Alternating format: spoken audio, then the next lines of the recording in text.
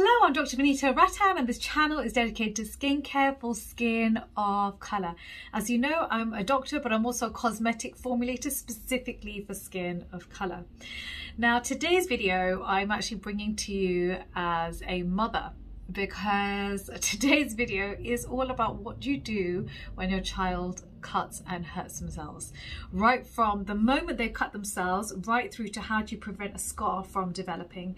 As you know, with skin of colour, our melanocytes are larger and they are easier to trigger. As I always say, one scratch, one bite, one burn, and we hyperpigment. We cannot afford to inflame the skin. Now, the reason I decided to investigate this area specifically was because I remember when my son was at nursery, a lot of the mums would say, what do I do with, you know, my child's cut themselves and is now pigmented, often across the face, or they've had a chickenpox pigmentation left behind, or they had a rash and pigmentation's been left behind, or they've had an insect bite and pigmentation's left behind. What do I do? And I started investigating and I realized, as it is, there's so little for adults of colour, let alone children, kids of colour. There just was nothing that was developed that was safe to use on our children, and specifically tyrosinase inhibitors. It just, you know, it just didn't exist.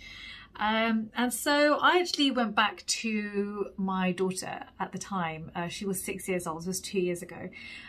She's 8 now.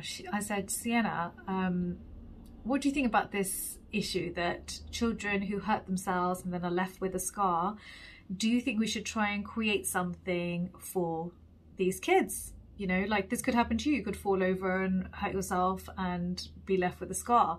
Is this something that you think you would want?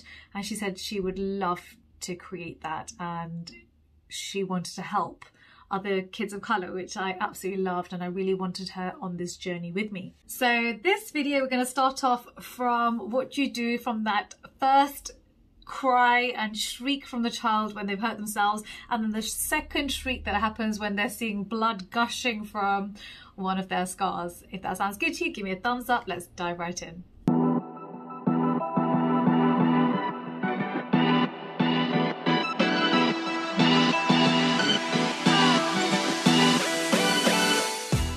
Now, if it's a small cut, the first thing you want to do is to apply pressure with a clean towel or gauze.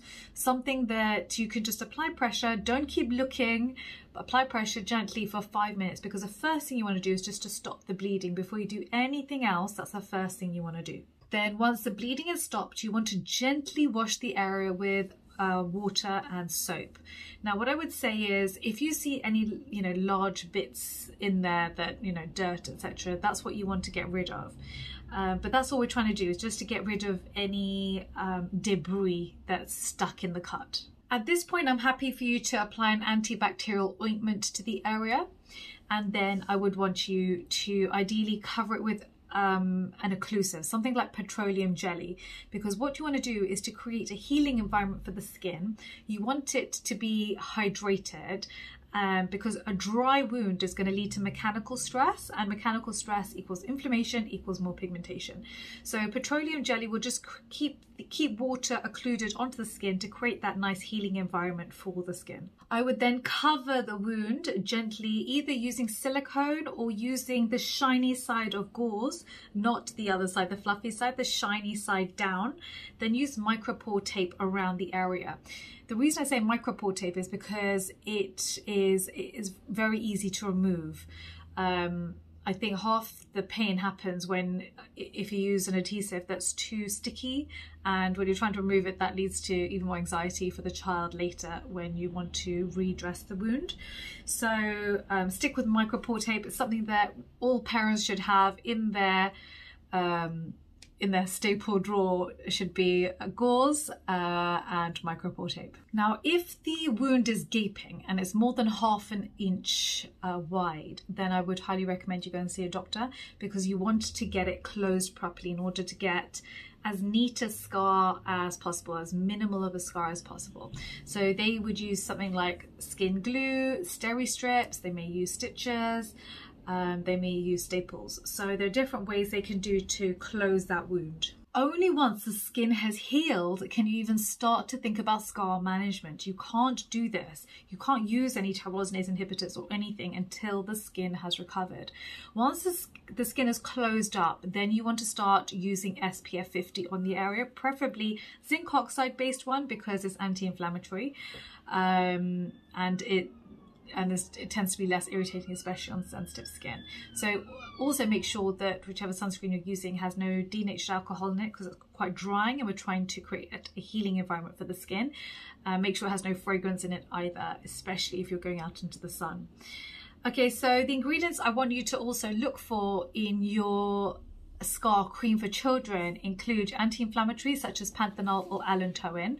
I want you to use anti-pigmentation ingredients such as niacinamide, tetrahexyl ascorbate, that's your fat-soluble vitamin C, which also helps to restore collagen, and licorice root extract. These are very gentle tyrosinase inhibitors that I'm happy for you to use on children from 3 years old onwards. Antioxidant that I love is vitamin E because it's also a skin soother. Humectants are very important as well. These are water magnets. They hold water in that top layer of skin, again creating that healing environment for the skin. So things like glycerin and sodium hyaluronate. So have a look at that in your ingredients list. Emollients I love as well because they basically smooth the edges of the skin, and also help to trap water in the skin too. So silicones are one that we talk about a lot. Classic ones would be things like dimethicone, for example. You can look at that in the ingredients list. I love jojoba oil. It's basically a wax ester that's similar to sebum that's already in the skin. That's why it's one of my favorite. And the cetearyl alcohol is another very good fatty alcohol. Remember we talk about alcohol? There are two types of alcohol, good alcohols and bad alcohols. Good alcohols are fatty, delicious alcohols. Bad alcohols tend to be volatile, small chain, and can dry the skin. So we want to stay away from those. Are denatured alcohols. We want to stay away from those. So I've given you all the ingredients that I would love in the scar cream for kids of color, and I would invite you to go away and see if you can find it. I did not, and I still cannot find a cream like this. And so I wanted to announce, in fact, I'm going to get my daughter to announce it to you. I'm Vanita Rattan. I created Dr. V Kids Magic Cream with my mum. This is the world's first scar cream for kids of colour. Let me open it up to see what it looks like. Let me show you what it looks like. You put it on the back of your hand. It feels very soothing and hydrating. It's safe. That means no denatured alcohol, no fragrance, and no essential oils. It's dermatologist approved and safe for 3 years old and up. Remember, one scratch, one bite, one burn, and we hyperpigment. And that includes kids of colour. Only use when skin has healed and avoid eye area. Don't forget to use your SPF 50 during the day. Hi, so you can purchase Dr. V Kids Magic Cream from Skincare by drv.com. I'm in the comment section for the launch of every single video, so don't forget to hit that notification bell. Don't forget to download your free guide for skincare for skin of colour down below. And if you've got any questions, please do write them down below too. Like and subscribe for more in the comments below. Bye!